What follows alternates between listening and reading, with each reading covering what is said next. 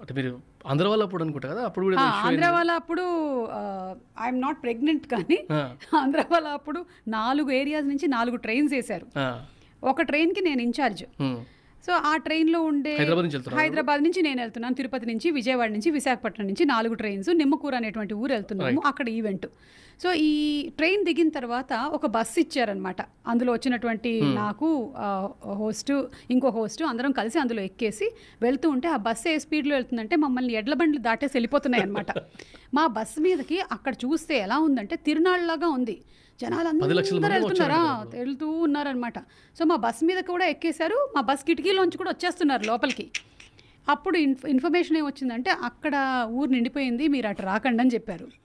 అప్పుడు దిగి ఏదో ఒక ఇంట్లో దూరి అక్కడి నుంచి ఫోన్లు చేసి విజయవాడ నుంచి కారు తెప్పించుకొని విజయవాడకి వెళ్ళి బస్ ఎక్కి హైదరాబాద్ తిరిగి వచ్చాం.